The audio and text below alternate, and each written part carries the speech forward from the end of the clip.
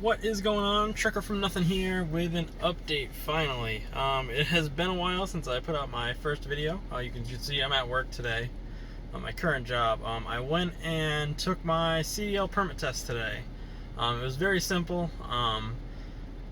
I'll explain the process. It's a little bit funny because my recruiter for Prime, Derek, actually called me about 10 minutes before I was supposed to wake up asking me how my test had went. So that was a little funny. So anyways, the way the process works at my DMV is you need to show up with your driver's license, your birth certificate that has the state raised stamp on it, your social security card, and your medical card. You will need to get your medical card before you go. If you do not have it, they will not give you your permit.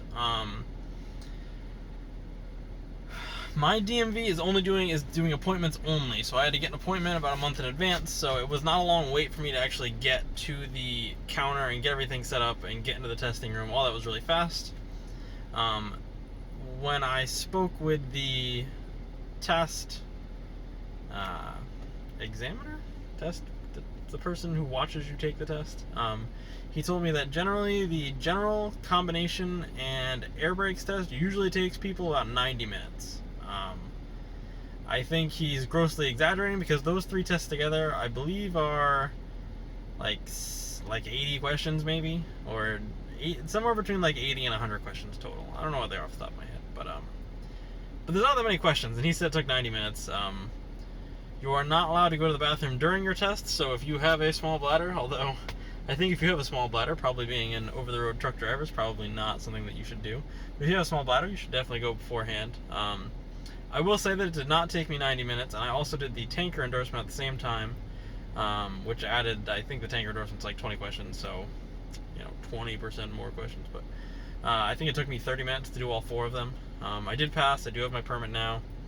As far as studying goes, I did see this asked because when I use an app on my phone, well I did, called CDL Test. If you look up CDL Prep on the Google Play Store, it's the first app that shows up.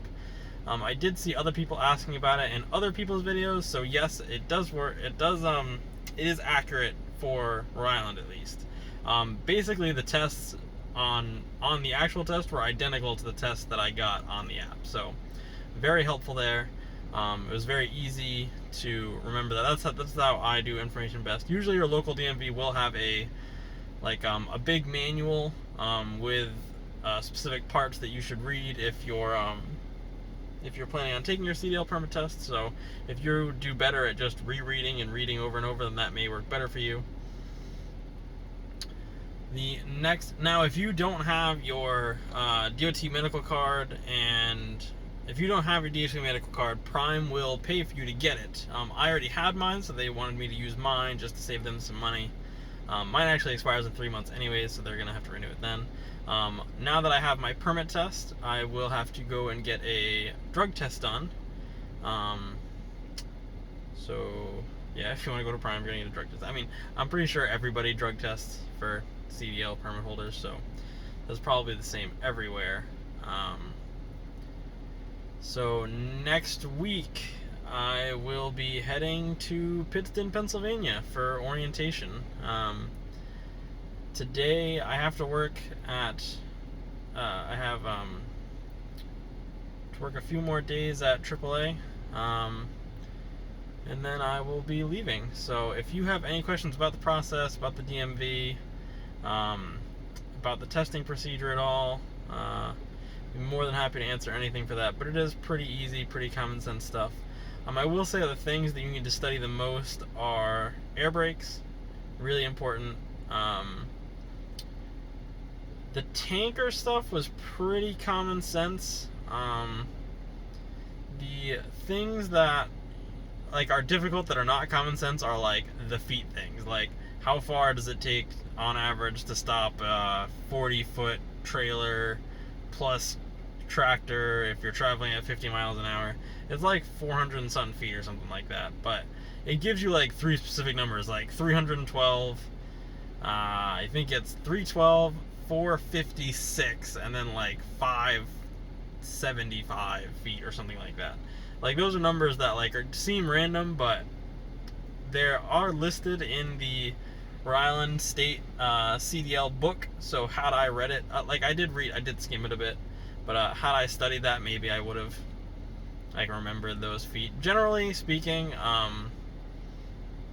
the wording really matters on these too. Some of the wordings on these will be like, what would be your total stopping distance?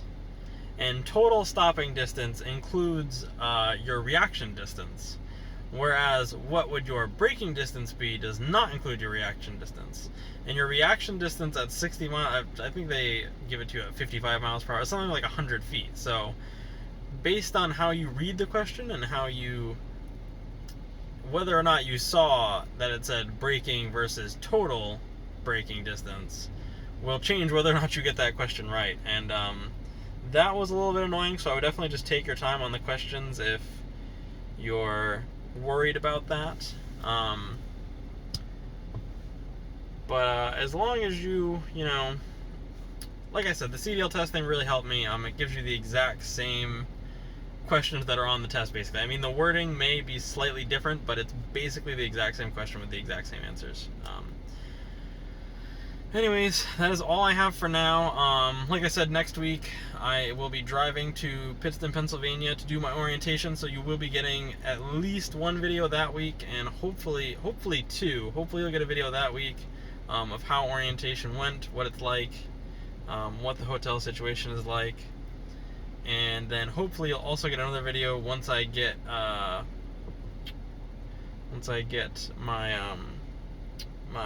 driving instructor that I'll be driving with before I get my license. I do know that there are other videos from Prime drivers, but so far all of the ones that I can find are from the Missouri location. The Pittston, Pennsylvania location is different. You actually stay in a Holiday Inn hotel. You do not stay in a company-owned motel or anything like that. So it's a little bit different of a scenario. So we'll see how that goes. But I hope you guys all have a wonderful day, and I wish you all luck in your journey to become a CDL driver if that's what you're looking forward to. Have a good day.